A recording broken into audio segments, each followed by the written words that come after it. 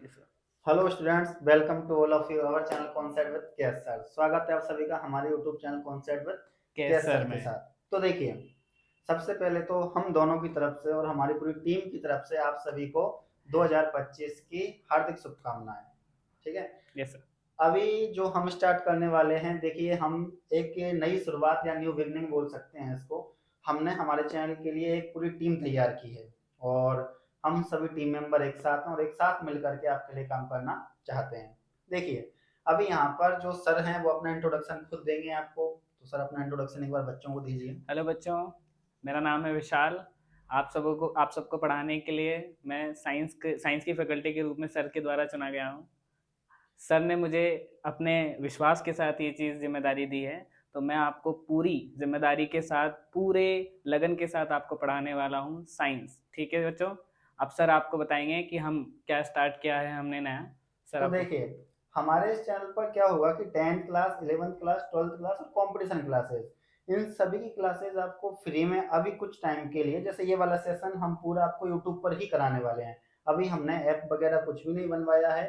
ठीक है। तो ये वाला जो सेशन होने वाला है सारा की सारा हम यूट्यूब पर ही करवाने वाले हैं। एंड हमने क्या किया है, जैसे कि सर साइंस पढ़ाते हैं, ठीक है, एक और सर है हमारे जो साइंस पढ़ाते हैं, तो यहाँ इन सर की जो साइंस की जो वहाँ क्लासेज आएंगी, अलग से प्लेलिस्ट बना दी जाएगी जिसमें लिखा रहेगा कि 10th class science, 11th class science, 12th class science.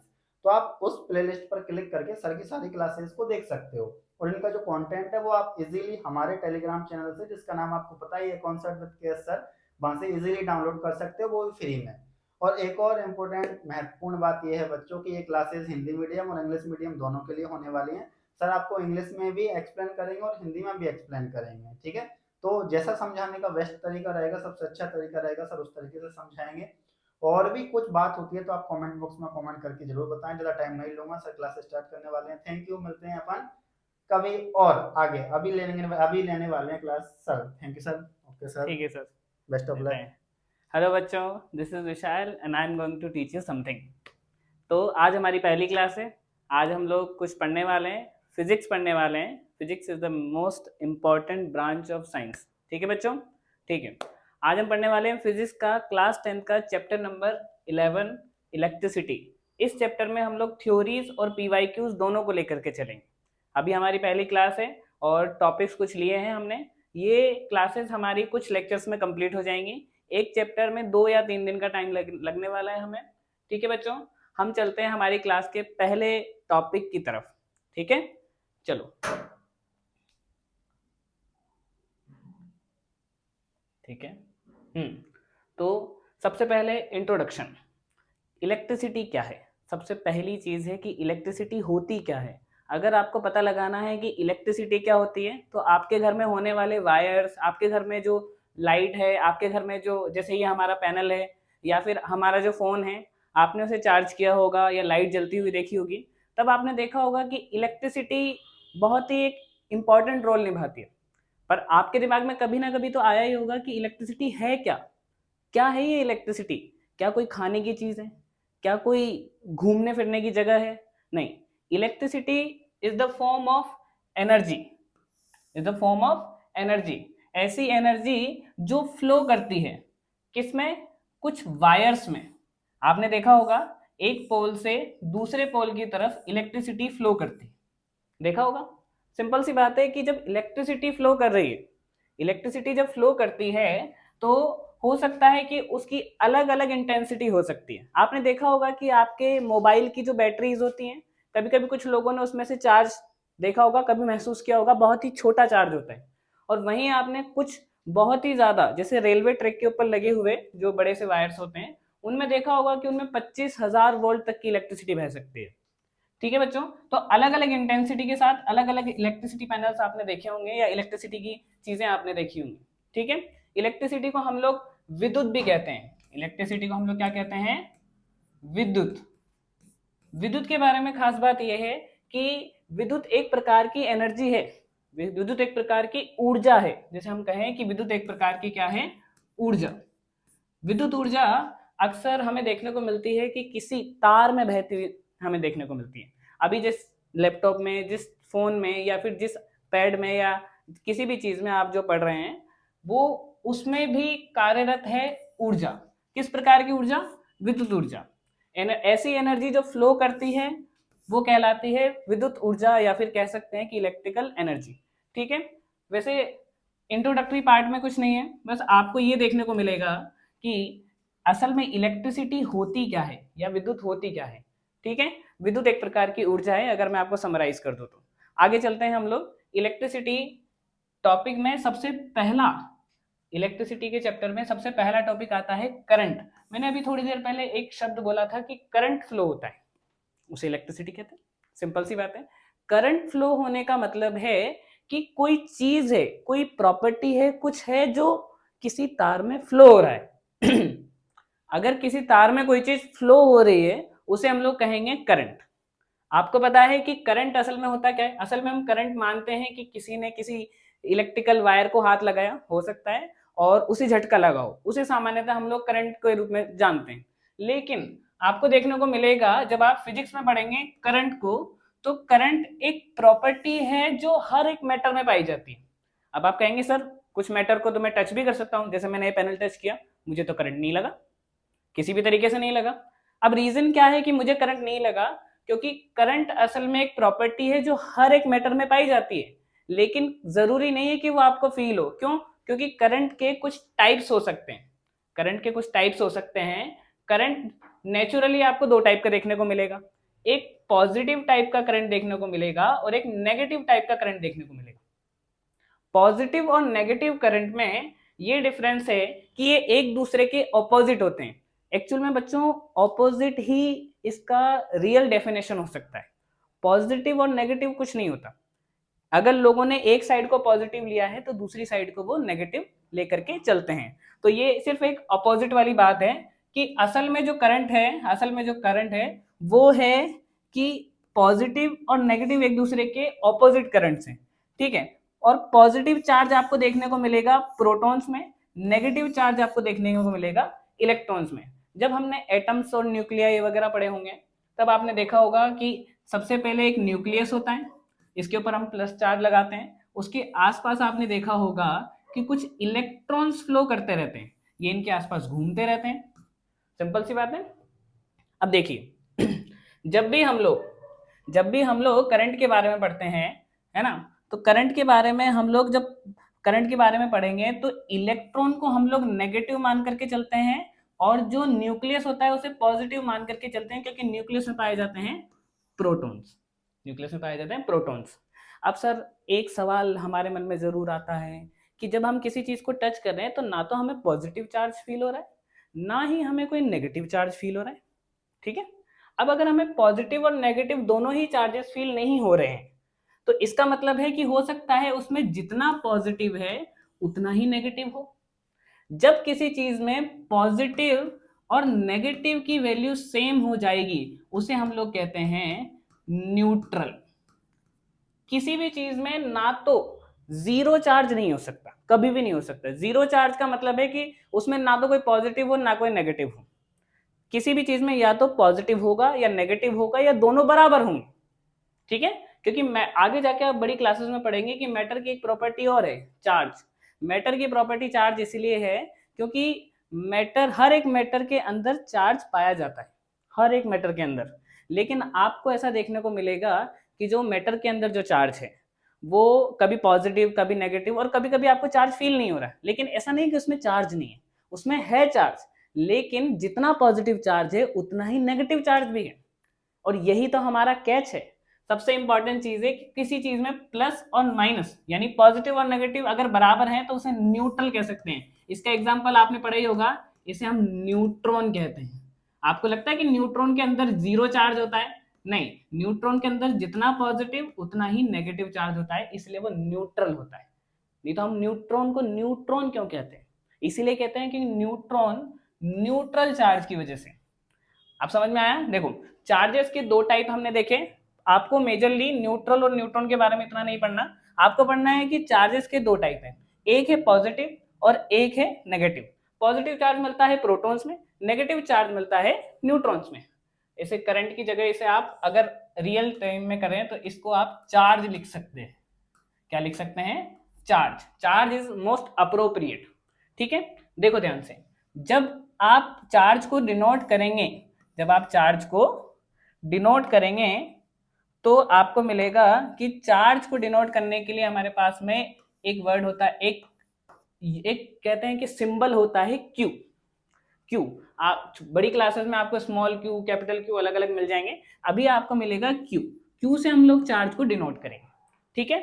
और हर एक फिजिकल क्वांटिटी उसको किसी ना किसी चीज में हमें मेजर करना होता है, उसके लिए हम लोग एसआई यूनिट का यूज करते हैं। जैसे हम लोग एप्पल लेके आए, अगर एप्पल लेके आने हैं तो हम किलो में लेके आएंगे क्योंकि वो वजन वाली चीज है। अगर हमें पानी भरना है तो हम वो लीटर में भरेंगे, क्यों? क्योंकि हम उसको उसी तरीके से नाप सकते हैं, तोल सकते हैं।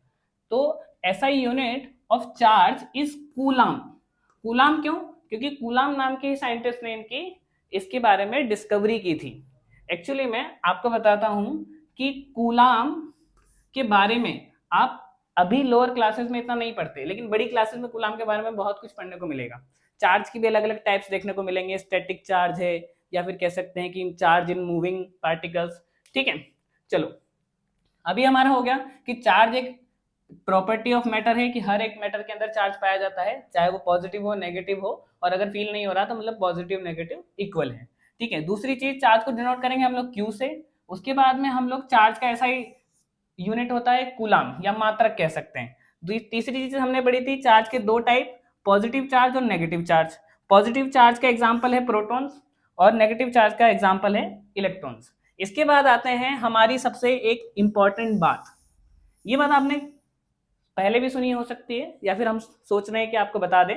देखो सबसे पहली बात है like charges repel each other. Like charges repel each other का मतलब है, लाइक चार्जेस मतलब कि सेम चार्जेस। सेम चार्जेस का मतलब क्या हुआ कि अगर मान लो कि यहां पॉजिटिव है तो यहां पर भी पॉजिटिव, और अगर यहां नेगेटिव है तो यहां पर भी नेगेटिव। सिंपल।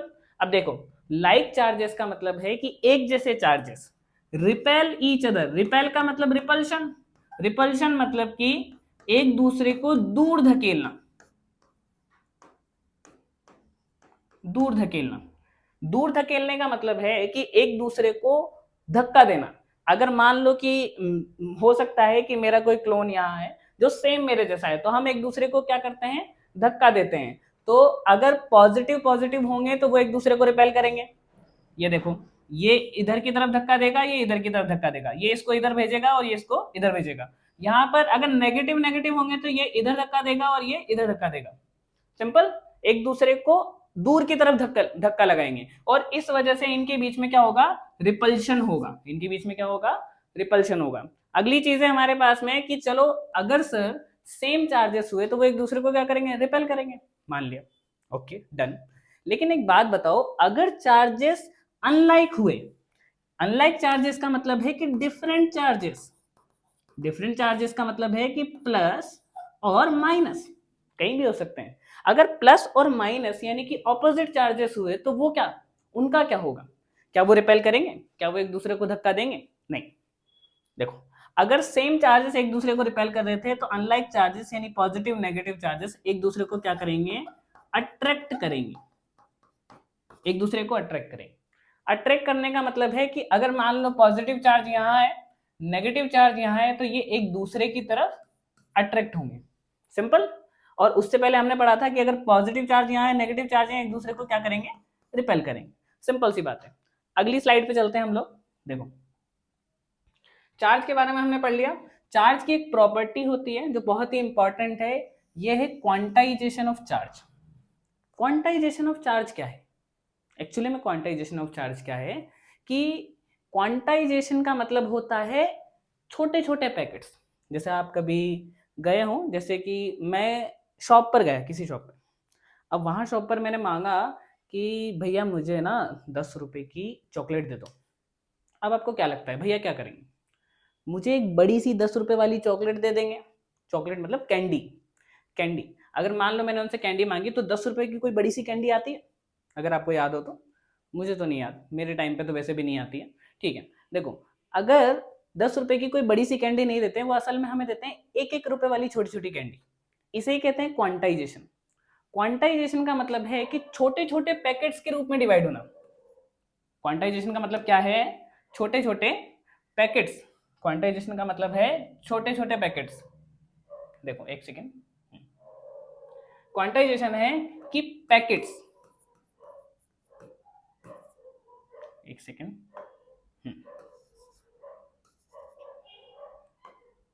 ये पैकेट्स, छोटे छोटे पैकेट्स।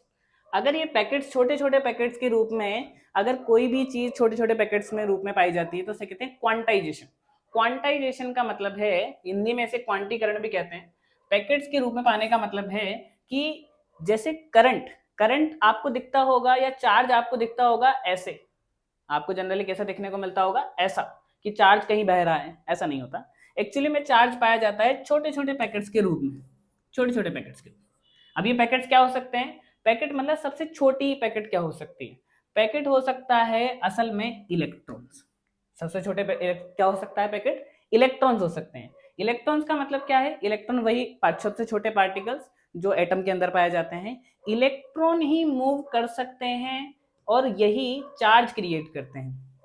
इलेक्ट्रॉन ही तो नेगेटिव चार्ज होते हैं, तो इलेक्ट्रॉन ही सबसे छोटी इकाई या कह सकते हैं सबसे स्मॉलेस्ट यूनिट हो सकती है चार्ज की। ठीक है, वैसे तो हम लोग एसआई यूनिट उसकी कूलाम मानते हैं, लेकिन इलेक्ट्रॉन का जो चार्ज होता है वो 1.6 इंटू 10⁻⁻19 कूलाम होता है। ठीक है, एक कूलाम से भी बहुत कम, मतलब एक कूलाम में तो बहुत सारे इलेक्ट्रॉन्स आ सकते हैं। अभी हम करेंगे आगे पीवाईक्यू। देखो Q is equals to NE, बहुत देर से आपको दिख रहा होगा, इसका बताता हूँ। क्वांटाइजेशन ऑफ चार्ज का मतलब है कि जो चार्ज होता है वो छोटे छोटे पैकेट्स के रूप में पाया जाता है। अब छोटे छोटे पैकेट्स के रूप में कैसे? कभी ऐसा हो सकता है कि सर 1.5 इलेक्ट्रॉन्स, 3.2 इलेक्ट्रॉन्स, 4.7 इलेक्ट्रॉन्स, नहीं, पॉसिबल ही नहीं है। क्यों? क्योंकि सबसे छोटा पैकेट ही हमारे पास में क्या है? इलेक्ट्रॉन।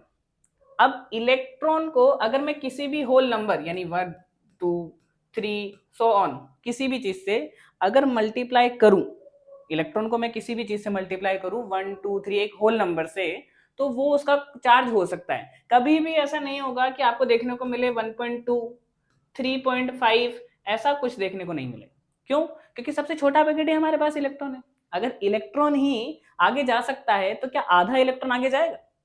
1.2 इलेक्ट्रॉन्स आगे जाएंगे? 3.5 इलेक्ट्रॉन्स आगे जाएंगे? नहीं जाएंगे।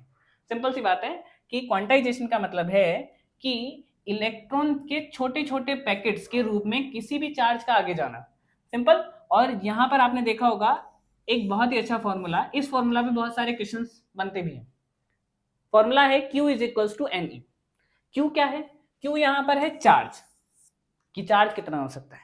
अब चार्ज हो सकता है इलेक्ट्रॉन, कितने इलेक्ट्रॉन? कितने इलेक्ट्रॉन? 2 5 5.5? नहीं, 5.5 नहीं, हो सकता है कि 2 हो 5 हो, कुछ भी हो सकता है, लेकिन 5.5 या 3.5 या 1.2 या 3.5 या 4.7 कुछ नहीं हो सकता। सिर्फ एक होल नंबर में इलेक्ट्रॉन्स हो सकते हैं, आधा इलेक्ट्रॉन पाया ही नहीं जाता। सिंपल सी बात है। देखो तो m is equals to whole number. अब मैं इसको समराइज करता हूँ। Q is equals to NE का मतलब है कि जो चार्ज है वो हमेशा एक होल नंबर में प्रेजेंट होगा। किसके होल नंबर के मल्टीप्लाई में? इलेक्ट्रॉन के होल नंबर में। ठीक है, आगे देखते हैं। हमारे पास एक क्वेश्चन है, इसी का एक क्वेश्चन है हमारे पास में। क्वेश्चन है कि if the charge on an electron be 1.6 into 10⁻⁻19 coulomb, find the approximate number of electrons in 1 coulomb. इसका मतलब है वो पूछ रहा है कि आप ये बताएं कि एक कूलम चार्ज में कितने इलेक्ट्रॉन्स आ सकते हैं। सिंपल सी बात है। और अगर एक इलेक्ट्रॉन का चार्ज 1.6 इंटू 10⁻⁻19 कूलम है।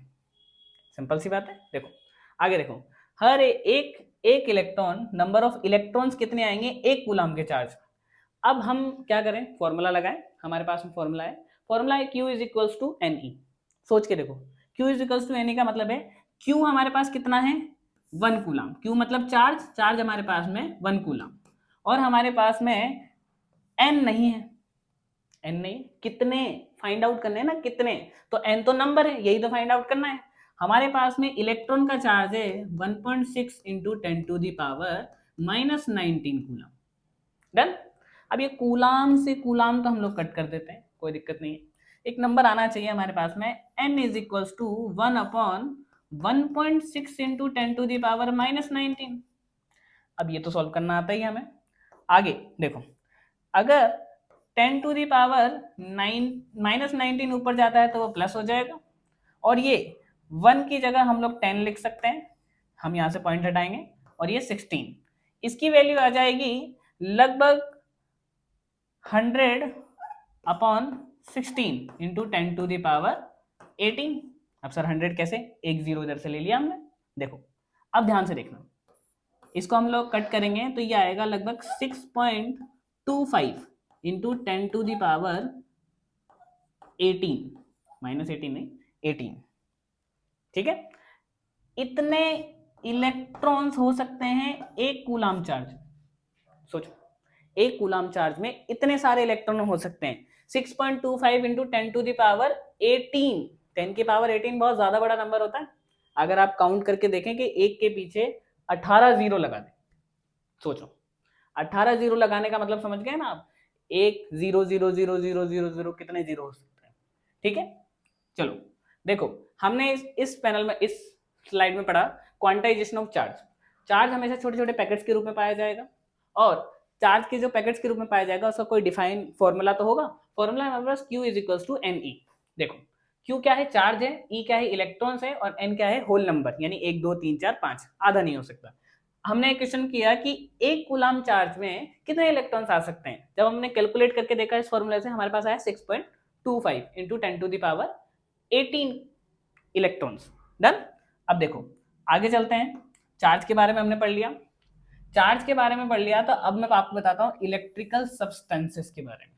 देखो इलेक्ट्रिकल सब्सटेंसेस क्या होते हैं। इलेक्ट्रिकल सब्सटेंसेस होते हैं कि आपने कुछ चीजें देखी होंगी जिनमें से चार्ज फ्लो हो रहा है, आपने कुछ चीजें देखी होंगी जिनमें से चार्ज फ्लो नहीं हो रहा है। फ्लो हो रहा है मतलब आपने कभी सुना होगा कि घर वाले कहते हैं कि मेटल की किसी चीज से, लाइक आयरन रोड हो गई या कॉपर का वायर हो गया, उससे किसी करंट कैरिंग वायर को नहीं टच करना है। मतलब ऐसा कि कहीं पे तार है, आपने तार को किसी मेटल की रॉड से टच नहीं करना है। अगर तार को हटाना भी है तो भी आपको मेटल की रॉड नहीं लेनी है। अब घर वालों को ये सब चीजें कैसे पता, उन्होंने भी पढ़ाई करी है। देखो 3 टाइप के सब्सटेंसेस हो सकते हैं।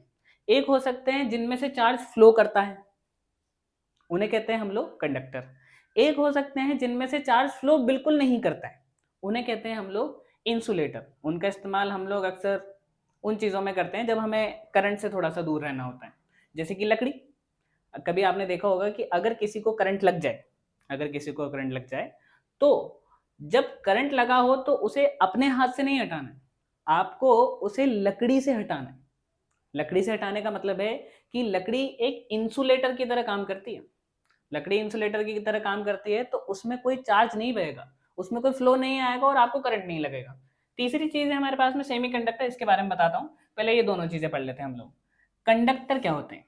कंडक्टर हमेशा अलाउ करेंगे पासिंग ऑफ चार्ज फ्लो, यानी कि जैसे चार्ज किसी चीज में फ्लो हो रहा है तो कंडक्टर हमें अलाउ करेंगे कि उसमें से चार्ज फ्लो हो जाए। मतलब ये एक ऐसी टनल है जिसमें से आप जा सकते हैं, चार्जेस को अलाउड है कि बेटा आ जाओ आ जाओ आ जाओ आ जाओ, आगे चले जाओ, ऐसा अलाउ करेंगे।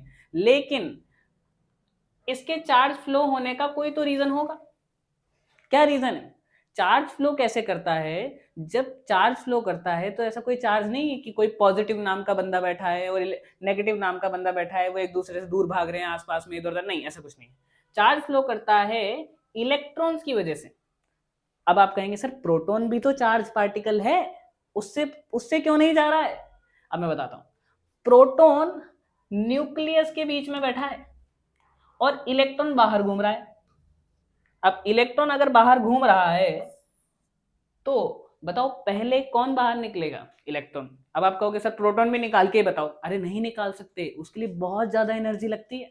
अगर आपको इतनी एनर्जी खर्च करनी है तो आप कर सकते हैं, लेकिन अगर आपको इलेक्ट्रॉन ही बाहर निकाल करके काम चल रहा है तो क्यों प्रोटॉन बाहर निकालना। देखो हम सबसे पहले passing of the charge flow allow करेगा, क्यों, क्योंकि इसमें फ्री इलेक्ट्रॉन्स पाए जाते हैं। मेटल्स में असल में एक्चुअली इसका एग्जांपल है मेटल, अभी बताता हूँ। अगर इलेक्ट्रॉन के पास होना, इलेक्ट्रॉन का पास होना या इलेक्ट्रॉन का आना जाना वहां पर अलाउड है तो वहां पर चार्ज फ्लो होगा। अगर कहीं पे इलेक्ट्रॉन का आना जाना अलाउड नहीं है कि इलेक्ट्रॉन तुम बाहर नहीं जा सकते, आगे नहीं जा सकते, पीछे नहीं जा सकते, तो वहां पर कोई भी चार्ज फ्लो नहीं होगा। सिंपल सी बात है। अगर इलेक्ट्रॉन फ्री है, इलेक्ट्रॉन आ जा सकते हैं, इलेक्ट्रॉन के पास में स्वतंत्रता है, तो वो क्या है, फ्री इलेक्ट्रॉन्स, और उससे क्या हो जाएगा, चार्ज फ्लो होगा। अब देखो, चार्ज फ्लो होने का, फ्री इलेक्ट्रॉन होने का भी तो कोई रीजन होगा। सर बताओ कि अगर फ्री इलेक्ट्रॉन्स है, हर चीज में फ्री इलेक्ट्रॉन्स नहीं होते, लकड़ी में फ्री इलेक्ट्रॉन नहीं है लेकिन मेटल में है। अब कैसे, मैं बताता हूँ।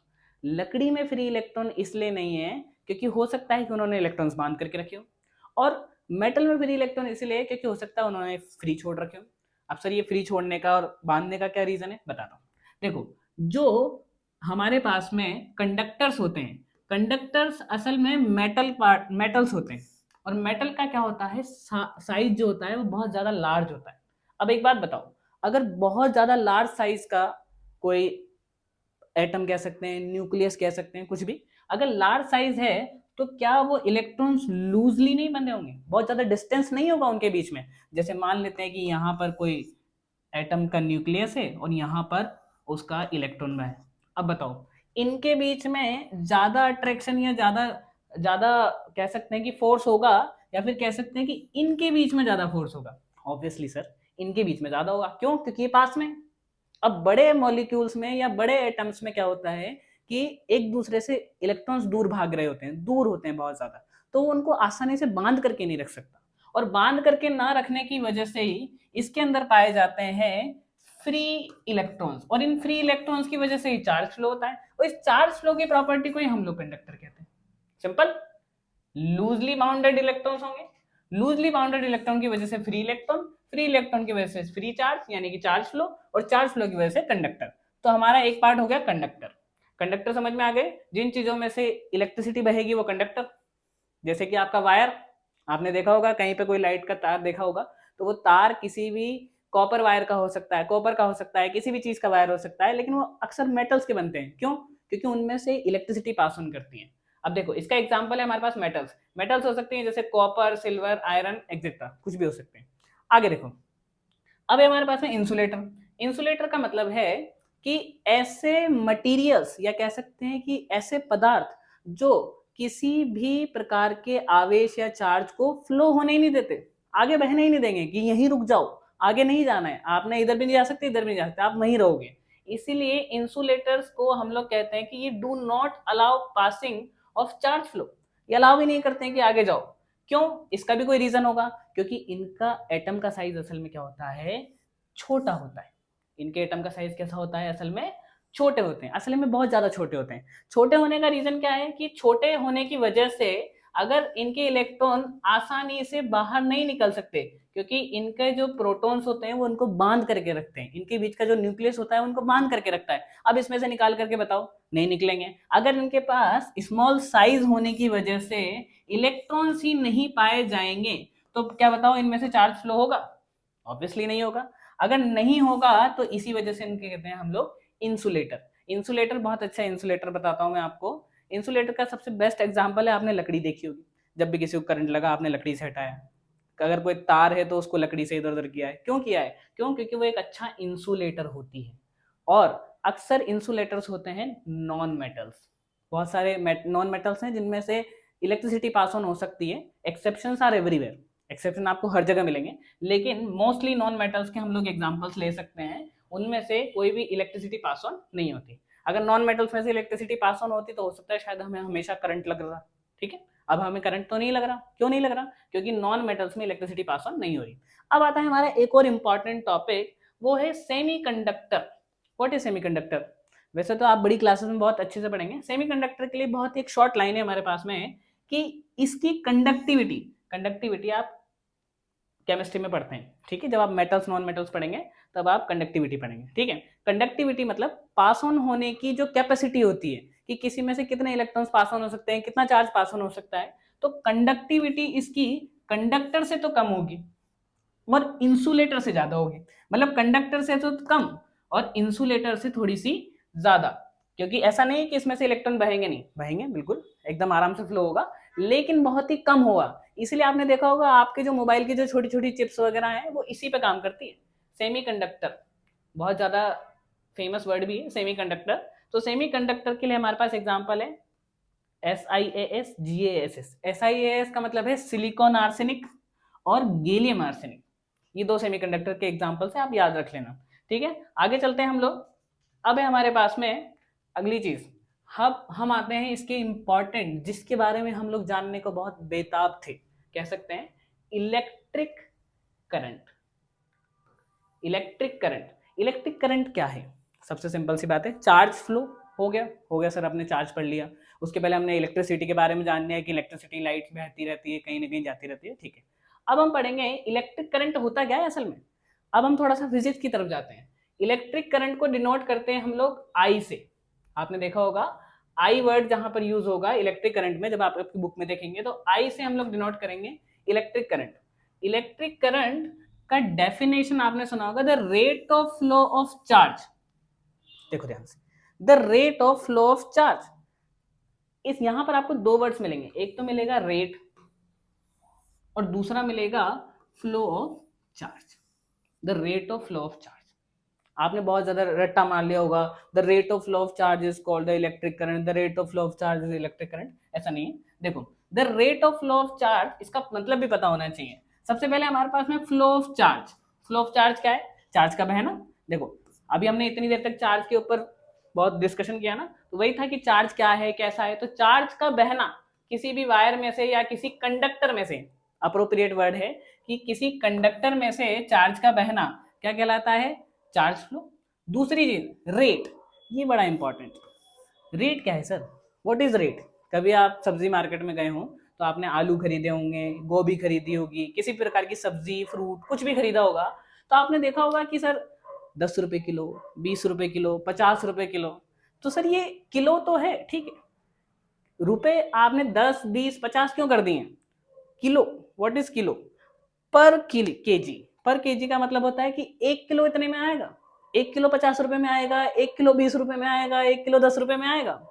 ठीक है, तो ये जो पर केजी वाला जो मामला था उसे कहते हैं हम लोग रेट। हम पूछते हैं कि भैया इसकी रेट क्या है, वो कहते हैं भैया 20 रुपए किलो, हम कहते हैं 15 में लगा दो यार। ठीक है, देखो मुझे बार्गेनिंग नहीं आती, ठीक है, ध्यान से देखो। पर यूनिट टाइम, अब करंट का तो ऐसा नहीं हो सकता ना कि करंट के लिए हम लोग किलो में इस्तेमाल करें या लीटर में इस्तेमाल करें, नहीं।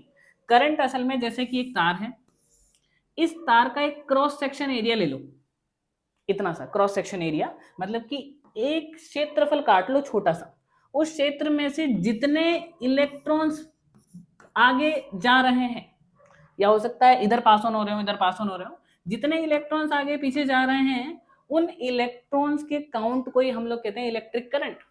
उन इलेक्ट्रॉन्स के काउंट को हम लोग क्या कहते हैं? Electric current. अब देखो एक बात बताओ कि मैं कहता हूं कि 100 इलेक्ट्रॉन पास हो रहे हैं, इसका इलेक्ट्रिक करंट कितना होगा? कि सर 100 नहीं, मुझे बताना पड़ेगा कि 1 मिनट में हो रहे हैं, 1 सेकंड में हो रहे हैं, 1 घंटे में हो रहे हैं। ये भी तो जरूरी है कि अगर ये 1 सेकंड में पास ऑन हो रहे हैं तब जाके ये 100 इलेक्ट्रॉन्स का जो चार्ज होगा वो इसकी क्या बताएगा? करंट, इलेक्ट्रिक करंट बताएगा, यानी कि कह सकते हैं आई को रिप्रेजेंट करेगा। देखो ध्यान से कि flowing of charge per unit time is called the electric current. ये भी एक अच्छा डेफिनेशन हो सकता है कि flowing of charge per unit time, या कह सकते हैं flowing of electrons per unit time is called the electric current. यानी कि किसी भी आवेश के प्रवाह की दर को, आवेश का 1 सेकंड में या निश्चित समय में आवेश बह रहा है, उसे कहेंगे हम लोग, क्या कहेंगे? Electric current. इलेक्ट्रिक करंट का मतलब विद्युत धारा। ठीक है, ध्यान से सुनो। अब हमारे पास में इसकी एसआई यूनिट, यानी इसको भी तो नापते हैं। इसको नापने के लिए हमारे पास एक चीज कर सकते हैं, देखो इसे नापने के लिए हम एम्पियर नाम के शब्द का इस्तेमाल करते हैं। एम्पियर क्या है? एम्पियर भी एक साइंटिस्ट का नाम है। ऑब्वियसली ज्यादातर जो मात्रक या यूनिट्स वगैरह ली जाती है वो किसी साइंटिस्ट के नाम पे रख दी जाती है जिसने उसे डिस्कवर किया होता है। अब देखो, अब ये एम्पियर आया कहां से सर? ये भी तो सवाल है। ये एम्पियर का मतलब क्या होता है, मैं बताता हूँ। एम्पियर का मतलब है, जब हमने कहा कि the rate of flow of charge, rate of flow of charge का मतलब है कि अगर कोई भी आवेश, कह सकते हैं अगर कोई भी आवेश एक निश्चित समय में बहता है तो उसे क्या कहेंगे हम लोग? विद्युत धारा। सिंपल सी बात है, अगर कोई भी Q नाम का आवेश है, अगर t समय में बहता है तो उसे क्या कहेंगे हम लोग? विद्युत धारा। देखो, अब आवेश का मात्रक क्या था? कूलाम, और समय का मात्रक क्या होता है? सेकंड। तो कूलाम प्रति सेकंड या कूलाम पर सेकंड को ही हम लोग क्या कहेंगे? एक एम्पियर कह सकते हैं। एक कूलाम नहीं, लेकिन कूलाम पर सेकंड को ही हम लोग क्या कह सकते हैं? एम्पियर कह सकते हैं। अब सर ये एम्पियर के बारे में तो पता चल गया। हमने पिछले साल या पिछले कुछ सालों में एक सवाल देखा होगा, व्हाट इज 1 एम्पियर? पुराना सवाल है और ज्यादातर पूछा जाता है। What define the 1 ampere? 1 ampere को हम लोग डिफाइन कैसे कर सकते हैं कि 1 एम्पियर धारा किसे कहेंगे? 1 एम्पियर धारा का मतलब है कि सर 1 एम्पियर का मतलब हो गया कि जो हमारे पास इलेक्ट्रिक करंट है, Q आवेश है यानी कि चार्ज है, और T समय है यानी कि टाइम है। अगर हमारे पास 1 कूलाम का जो चार्ज है, 1 कूलाम का चार्ज 1 सेकंड में फ्लो होता है, उसे कहते हैं हम लोग इलेक्ट्रिक करंट। उसे क्या कहते हैं हम लोग? Electric current. कितना electric current? 1 ampere electric current, amp भी कह सकते हो, है ना? 1 ampere electric current. 1 coulomb charge 1 second में फ्लो होता है तो उसे कहते हैं हम लोग 1 एम्पियर इलेक्ट्रिक करंट। ठीक है, अब देखो इलेक्ट्रिक करंट को मैं समराइज करूं तो इलेक्ट्रिक करंट में हमने पढ़ा the rate of flow of charge is called the electric current. अब इसके बाद में हमने पढ़ा कि चार्ज फ्लो और रेट, दो चीजें इसमें देखने को मिलती है। रेट का तुम्हें पता है कि जैसे हम लोग सब्जी लेने जाते हैं तो किलो के भाव से कोई चीज खरीदते हैं, ऐसे रेट इसमें है टाइम के भाव से। ठीक है, इसका फॉर्मूला पढ़ा हमने, I is equal to Q upon T, यानी कि चार्ज पर यूनिट टाइम। ठीक है, देखो चार्ज पर यूनिट टाइम के हिसाब से हमारे पास में इसका ऐसा यूनिट आया एम्पियर। एम्पियर को हम लोग कूलाम पर सेकंड कह सकते हैं। 1 एम्पियर का डेफिनेशन है हमारे पास में, charge electric current is equal to charge upon time, 1 coulomb upon 1 second is equal to 1 ampere. ठीक है, आगे चलते हैं हम लोग। इसके बाद है हमारे पास में एक सवाल, बहुत ही बड़ा सवाल। सवाल ये है, सोचो कि सर आपने कहा कि चार्ज बहता है, इलेक्ट्रिक करंट बहता है, किसी तार में करंट जा रहा है। सर ये करंट जा तो रहा है, लेकिन ये करंट जा क्यों रहा है और किधर जा रहा है, ये भी है। अगर मैं एक तार ले लूं, इस तार में करंट यहां से यहां तक बह रहा है, कह सकते हैं कि एक तार है, उस तार में करंट यहां से यहां तक जा रहा है। लेकिन सर आप एक बात बताएं कि ये करंट बह क्यों रहा है, चुपचाप वहां क्यों नहीं रहता, कहीं इधर से इधर क्यों जा रहा है? क्यों जरूरत है इसे कहीं जाने की? कोई तो चीज होगी जो इसको खींच रही होगी, कोई तो चीज होगी जो इसे धक्का दे रही होगी, कोई तो फोर्स लग रहा होगा एक्सटर्नल जो इसे पुश कर रहा होगा या पुल कर रहा होगा। सिंपल सी बात है। और जो पुश और पुल वाला जो फोर्स है, जो करंट को यानी कि चार्जेस को खींचता है या धक्का देता है, उसे कहते हैं हम लोग, अभी नहीं बताएंगे, वोल्टेज। वोल्टेज क्या होता है? वोल्टेज का काम है किसी भी चार्ज को आगे बढ़ाना या मूव करवाना। देखो अब इसको डिफाइन करते हैं। Let's discuss voltage. वोल्टेज क्या होता है? वोल्टेज का एक और नाम सुना होगा आपने, पोटेंशियल डिफरेंस। आता हूं इस बात पे, वोल्टेज या पोटेंशियल डिफरेंस असल में होता क्या है?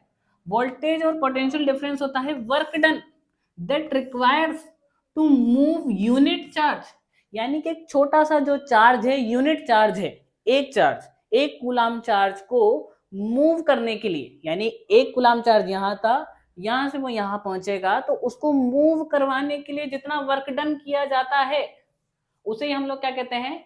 वोल्टेज, या कह सकते हैं पोटेंशियल डिफरेंस।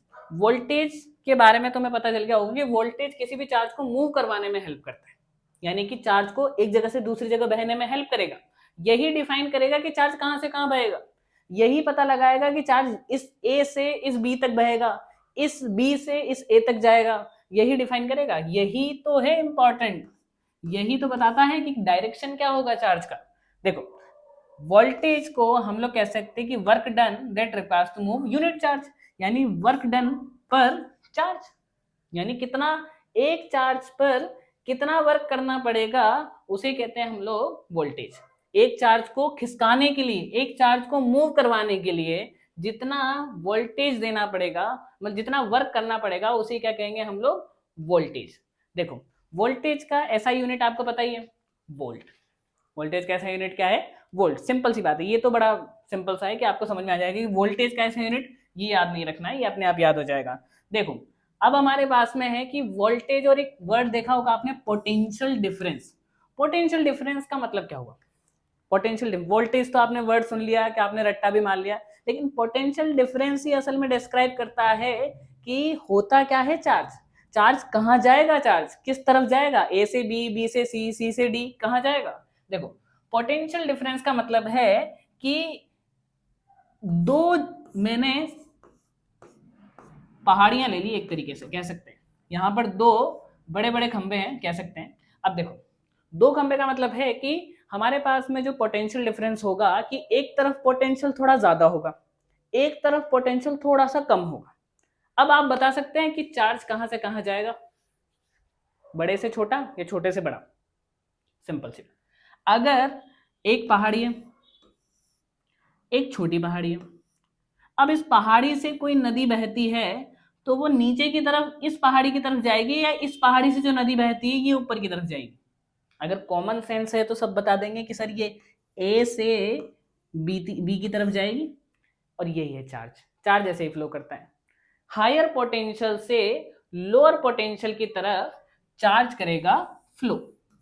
देखो दे दिया डायरेक्शन, पता चल गया कि कहां से कहां जाएगा चार्ज। चार्ज जाएगा हायर पोटेंशियल से लोअर पोटेंशियल की तरफ। कैसे जाएगा, क्योंकि जो हायर पोटेंशियल है उसकी पीक बड़ी है और लोअर पोटेंशियल की पीक छोटी है। अगर ये बड़ी पीक से छोटी पीक की तरफ ही तो जाएगा। कभी ऐसा हो सकता है कि उल्टा चला जाए, नहीं। कभी ऐसा हुआ कि आपने एक बॉक्स ऊपर रखा है, उसमें एक बॉटल ऊपर रखा है, उसमें पानी भरा है, और एक बॉटल नीचे रखा है। अब ऊपर वाली बॉटल का पानी नीचे जा सकता है, नीचे वाली बॉटल का पानी ऊपर नहीं जाएगा। क्यों नहीं जाएगा, ये तो सिंपल सी बात है कि हायर पोटेंशियल से लोअर पोटेंशियल की तरफ ही तो चार्ज मूव करेगा, मतलब कि charge move in the sense कि पॉजिटिव चार्ज। अब इसमें भी एक कैच है, बहुत इंपॉर्टेंट चीज, यहां आपको एग्जामिनर्स फंसा सकते हैं। कैसे फंसाएंगे बताता हूं। देखो करंट तो आपको हायर पोटेंशियल से लोअर पोटेंशियल की तरफ जाता हुआ मिलेगा, पर वो सीधा सीधा नहीं पूछते कि करंट यहां जा रहा है। वो आपको देंगे कि ये ए है जो हायर पोटेंशियल है, और ये बी है जो लोअर पोटेंशियल है। ठीक है, अब वो पूछेंगे कि इलेक्ट्रॉन का फ्लो कहां होगा सर, इलेक्ट्रॉन किधर जाएगा। और यही सबसे इंपॉर्टेंट चीज है कि करंट जिस तरफ जाएगा इलेक्ट्रॉन उसके ऑपोजिट साइड जाएगा, यानी उल्टा। जैसे कि अगर ए से बी की तरफ तो क्या जाएगा, करंट, और बी से ए की तरफ क्या जाएगा, इलेक्ट्रॉन। ये है इंपॉर्टेंट। यहां आदमी आपको फंसा सकते हैं किसी भी तरीके से। कोई भी आपसे सवाल पूछे कि बताओ करंट कहां से कहां फ्लो होगा, हायर पोटेंशियल से लोअर पोटेंशियल, लेकिन अगर वो पूछे कि इलेक्ट्रॉन कहां से कहां फ्लो होगा, लोअर पोटेंशियल से हायर पोटेंशियल की तरफ। कैसे, देखो जब आपने बैटरीज देखी होंगी, इन बैटरीज में देखा होगा एक पॉजिटिव टर्मिनल और एक नेगेटिव टर्मिनल। पॉजिटिव टर्मिनल होता है हायर पोटेंशियल और नेगेटिव टर्मिनल होता है लोअर पोटेंशियल। तो बताओ कहां से कहां तक चार्ज फ्लो होता है, इस हायर पोटेंशियल से लोअर पोटेंशियल तक चार्ज जाता है। लेकिन अगर तुमसे पूछ ले कि इलेक्ट्रॉन कहां से कहां जाएंगे, इलेक्ट्रॉन जाते हैं असल में लोअर पोटेंशियल से हायर पोटेंशियल की तरफ। तभी आपने देखा होगा कि इलेक्ट्रॉन फ्लो कर रहे हैं लोअर पोटेंशियल से हायर पोटेंशियल, धीरे धीरे करके आपकी बैटरी डिस्चार्ज हो जाती है। क्यों हो जाती है, क्योंकि उसमें मूव क्या कर रहे हैं, इलेक्ट्रॉन्स। जैसे ही फ्री इलेक्ट्रॉन्स कम होने लग जाएंगे, वो पूरी तरह से नेगेटिव टर्मिनल से पॉजिटिव टर्मिनल की तरफ आने लग जाएंगे, तो आपकी बैटरी हो जाएगी लो। ये जो बैटरी पूरी भरी हुई थी ना, अब ये बैटरी लो पे है, देख लो। अब चार्ज करना पड़ेगा, चार्ज करने का मतलब फ्री इलेक्ट्रॉन वापस आएंगे। सिंपल सी बात है। देखो जब भी ये नेगेटिव से पॉजिटिव की तरफ जाएंगे तो चार्ज जाएगा पॉजिटिव से नेगेटिव की तरफ। और पोटेंशियल डिफरेंस लगाने के लिए हम लोग इस्तेमाल करते हैं बैटरी। हम लोग किसका इस्तेमाल करते हैं, बैटरीज का इस्तेमाल करते हैं, समझे। पोटेंशियल डिफरेंस लगाने के लिए हम लोग किसका इस्तेमाल करते हैं, बैटरी का इस्तेमाल करते हैं। जो बैटरी है वही पोटेंशियल डिफरेंस क्रिएट करती है। इस बैटरी में देखो एक पॉजिटिव टर्मिनल है, एक नेगेटिव टर्मिनल है। अब बताता हूँ ये कैसे। अगर इसका पोटेंशियल डिफरेंस, इसका जो पोटेंशियल डिफरेंस है वो हुआ 2 वोल्ट, कह सकते हैं कि 2 वोल्ट एग्जाम्पल। अगर 2 वोल्ट इसका पोटेंशियल डिफरेंस है, इसका मतलब है कि जो पॉजिटिव टर्मिनल है वो है 2 वोल्ट का, और जो नेगेटिव टर्मिनल है वो है 0 वोल्ट का। सिंपल। अगर मान लो इसका डिफरेंस है हमारे पास में 7 वोल्ट, तो इसका मतलब है कि पॉजिटिव टर्मिनल है हमारे पास 7 वोल्ट और जो नेगेटिव टर्मिनल है हमारे पास वो 0 वोल्ट। अब सर ये हमेशा 0 ही रहता है क्या? नहीं, ऐसा नहीं। अगर मैंने कह दिया कि नेगेटिव टर्मिनल तुम्हारे पास 3 वोल्ट का है और पोटेंशियल डिफरेंस 7 वोल्ट है, तो ये होगा 10 वोल्ट। सिंपल सी बात है, इनके बीच का जो डिफरेंस है वही तो पोटेंशियल डिफरेंस कहलाएगा। इसीलिए, और डिफरेंस क्यों, पोटेंशियल डिफरेंस क्यों चाहिए? जब डिफरेंस होगा, जब हाइट में अंतर होगा तभी तो नदी नीचे बहेगी। अगर हाइट में डिफरेंस ही नहीं होगा, हाइट बराबर रख लो, ना तो पानी इधर जा रहा है ना पानी इधर जा रहा है, बराबर बराबर है, चला जाएगा क्या? नहीं जाएगा। इसीलिए इनके बीच में डिफरेंस जरूरी है। अब एक बात बताओ, हमें अगर डायरेक्शन देना है, किसी भी तार में करंट को डायरेक्शन देना है कि मुझे ए पॉइंट से बी पॉइंट तक जाना है, कैसे देंगे? ए पॉइंट पे हायर पोटेंशियल रख दो और बी पॉइंट पे लोअर पोटेंशियल रख दो। तभी तो आपने देखा होगा, आपने बहुत सारी छोटी छोटी चीजें देखी होंगी जिनमें बैटरीज वगैरह लगाई जाती हैं, तो उनका एक पॉजिटिव टर्मिनल होता है और एक नेगेटिव टर्मिनल लगाने की जगह होती है। तो हम जैसे ही बैटरी लगाते हैं तो वो पॉजिटिव और नेगेटिव की साइड अगर हमने उल्टी लगा दी तो वो नहीं चलेगा, सीधी लगाओगे तो ही चलेगा। क्यों चलेगा? क्योंकि सीधी लगाने का मतलब है कि हमने उसकी हायर पोटेंशियल और लोअर पोटेंशियल को सही मायने में सेट कर दिया, अब वो जाएगा करंट। सिंपल। अब देखो हमारे पास में इसको रिपीट कर लेते हैं हम लोग कि इलेक्ट्रिक चार्ज क्यों फ्लो करता है? पोटेंशियल डिफरेंस या वोल्टेज की वजह से। पोटेंशियल डिफरेंस या वोल्टेज का जो हमारे पास फॉर्मूला आएगा वो आएगा work done upon unit charge, यानी एक चार्ज को मूव करने के लिए कितना वर्क डन किया जाएगा वही वोल्टेज आएगा। अगला है हमारे पास में एसआई यूनिट। वोल्टेज का एसआई यूनिट याद ही नहीं करना है, वोल्ट में ही आ गया है वो, वोल्टेज वोल्ट, सिंपल सी बात है, ये वोल्ट आ गया है, इसे याद करने की जरूरत नहीं है। अब हमारे पास सबसे इंपॉर्टेंट सवाल है जो प्रीवियस ईयर्स में भी पूछा गया है, व्हाट इज 1 वोल्ट, या 1 वोल्ट को डिफाइन करें। ऐसा कि 1 वोल्ट होता क्या है, 1 वोल्ट के बारे में सवाल पूछे जाएंगे आपसे और आपको जवाब देना है इस तरीके से। देखो डिफाइन 1 वोल्ट। 1 वोल्ट का मतलब आपके पास फॉर्मूला है वर्क डन अपॉन चार्ज, इसको हम लोग ऐसे लिख सकते हैं work done upon charge. Work done का मतलब क्या हुआ हमारे पास में है वोल्टेज, वोल्टेज का मतलब है वर्क डन अपॉन चार्ज। अब वर्क डन कितना किस में हो सकता है? वर्क डन होता है हमारे पास जूल में, और चार्ज किस में होता है? कूलाम में। चार्ज किस में होता है? कूलाम में। अब देखो सर, जूल पर कूलाम, क्या ये वोल्टेज हो गया? हाँ सर ये वोल्टेज हो गया, पर 1 वोल्ट क्या हुआ? 1 वोल्ट का मतलब है कि जब एक जूल एक कूलाम, जब 1 जूल पर कूलाम, अगर चार्ज 1 कूलाम का चार्ज है उसे मूव करवाने में 1 जूल का इस्तेमाल किया जाएगा तो उसे क्या कहेंगे हम लोग? 1 वोल्ट। वैसे तो आपने बहुत सारे वोल्ट सुने होंगे, 100 वोल्ट, 200 वोल्ट, 220 वोल्ट, लेकिन 1 वोल्ट का मतलब है कि 1 जूल वर्क डन किया गया है 1 कूलाम चार्ज को आगे खिसकाने में, मूव करवाने में, डायरेक्शन दिया गया है। सिंपल सी बात है। तो डिफाइन 1 वोल्ट, डिफाइन 1 वोल्ट का मतलब है कि यहां से 1 joule of work done required to move unit charge, यानी 1 coulomb of charge is called the 1 volt. समझे? यानी कि एक जूल का कार्य करने के लिए, 1 जूल का कार्य कह सकते हैं कि 1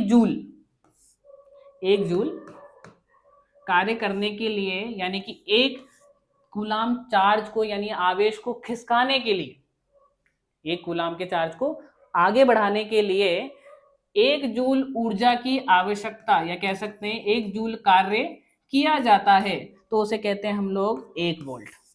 चमका?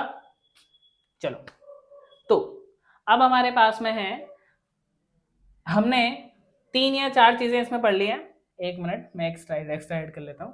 देखो ध्यान से, हमने आज का जो लेक्चर था, हमारा जो लेक्चर था, उस लेक्चर में हमने, इस लेक्चर में हमने 3 या 4 चीजें पढ़ ली। सबसे पहले हमने पढ़ा इंट्रोडक्शन में, हमने इलेक्ट्रिसिटी के बारे में पढ़ लिया कि इलेक्ट्रिसिटी क्या होती है, कैसी होती है। ठीक है, सबसे पहले हमने पढ़ लिया हमारी इलेक्ट्रिसिटी। देखो इलेक्ट्रिसिटी डन, इलेक्ट्रिसिटी। दूसरा हमने पढ़ लिया यहाँ पर चार्ज, कि चार्ज कितने टाइप के होते हैं, चार्ज में क्या क्या होता है। तीसरा हमने पढ़ा है यहाँ पर इलेक्ट्रिक करंट, इलेक्ट्रिक करंट जो सबसे इंपॉर्टेंट है, इलेक्ट्रिक करंट। और चौथा हमने यहाँ पर पढ़ लिया है वो है वोल्टेज। अब सर ये आपने दोबारा क्यों लिखे हैं बताता हूँ। इलेक्ट्रिसिटी में से कोई भी खास क्वेश्चन नहीं पूछा जाएगा, असल में आपसे सवाल पूछे जाएंगे यहाँ से, और यहाँ पर आपका आएगा न्यूमेरिकल्स, इसमें न्यूमेरिकल्स पूछे जाएंगे, यहाँ से पूछे जाएंगे न्यूमेरिकल्स। न्यूमेरिकल्स में फॉर्मूलाज इस्तेमाल होंगे, सीधे सीधे न्यूमेरिकल पूछे जाएंगे, कहीं कुछ नहीं घुमाएंगे, फॉर्मूला इस्तेमाल होंगे। चार्ज से हमने एक फॉर्मूला देखा था, चार्ज से एक फॉर्मूला देखा था हमने, Q is equals to NE। यहां से वो कुछ भी दे सकते हैं आपको, चार्ज दे करके इलेक्ट्रॉन का चार्ज दे करके N पूछ सकते हैं, Q पूछ सकते हैं, E पूछ सकते हैं, कैसे भी निकलवा सकते हैं आपसे कुछ भी। यहां पर आपको सिर्फ इंटरचेंजेबल चीजें आनी चाहिए। दूसरा ये तो हो गया चार्ज। इलेक्ट्रिक करंट का फॉर्मूला है I is equals to Q upon T। यहां से पूछा जा सकता है कि वो आपको चार्ज दे देगा, टाइम दे देगा, चार्ज दे देगा। 10 कूलम का चार्ज है, 10 सेकंड में जाता है, तो उसका करंट बताओ, क्या बताओगे?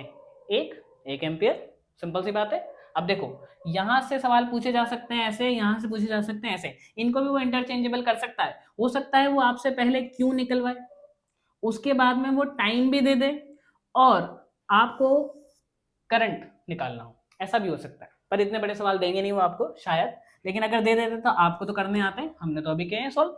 ठीक है, अगला है हमारे पास में वोल्टेज। वोल्टेज क्या है? वोल्टेज के बारे में हमने सारी चीजें पढ़ ली, वोल्टेज क्या है, कैसे काम करता है, लेकिन वोल्टेज में भी एक न्यूमेरिकल था। वोल्टेज में भी हमने पढ़ा था कि voltage is equals to work done upon charge. देखो W अपॉन क्यू कह सकते हैं हम लोग इसको, W अपॉन क्यू। यहां से सवाल पूछे जा सकते हैं कि जब भी वो आपसे पूछेगा एक वोल्टेज निकालना है तो आपको देगा वर्क डन अपॉन चार्ज। हो सकता है कि वो यहाँ से चार्ज निकलवा ले और वर्क डन दे दे तो वोल्टेज पूछ लेगा, हो सकता है वो आपसे चार्ज निकलवा ले और टाइम दे दे तो वो आपसे करंट पूछ सकता है। किसी भी तरीके से कुछ भी पूछ ले, आपको सारी चीजें आती हैं, आपको सारी चीजें आती हैं। इस पूरे अभी तक के लेक्चर में हमने ये चीजें पढ़ ली, इलेक्ट्रिसिटी पढ़ लिया, चार्ज पढ़ लिया, इलेक्ट्रिक करंट पढ़ लिया और वोल्टेज पढ़ लिया। सारी चीजें हमने पढ़ ली, सारी चीजों के हमने क्वेश्चंस वगैरह भी देख लिए, और सारे टॉपिक्स में से जो फॉर्मूलाज बनते हैं 3, उन फॉर्मूलाज को भी हमने आज कंप्लीट कर लिया। ठीक है, कोई इशू वाली बात नहीं है। अगर आपको लगता है कि कहाँ कुछ मिस्टेक हुआ है, या फिर सर मुझे ये समझ में नहीं आया है, या फिर हो सकता है कि सर ये थोड़ा सा अच्छे से एक्सप्लेन कर दो, तो हम आपको नेक्स्ट क्लास में जरूर एक्सप्लेन कर देंगे।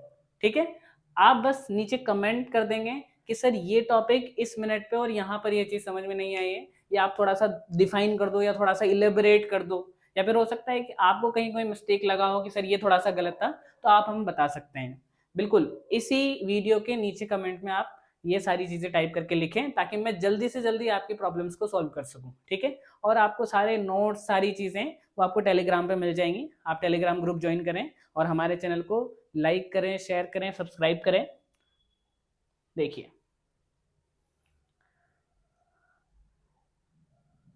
हाँ, तो हमारी क्लास खत्म होती है आज हमारी पहली क्लास थी। पहली क्लास आपको कैसी लगी ये भी आप कमेंट करके बताएं। सारी चीज़ें जो भी आपको जो लगता है, जो फील होता है, जो भी है, आप हमें ग्रो करने का मौका दें किसी भी तरीके से।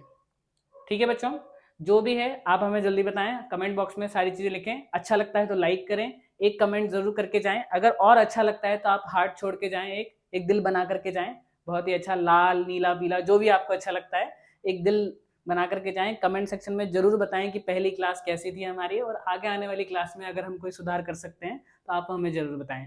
थैंक यू, धन्यवाद। बने रहिए कॉन्सेप्ट विद के सर के साथ में। Thank you.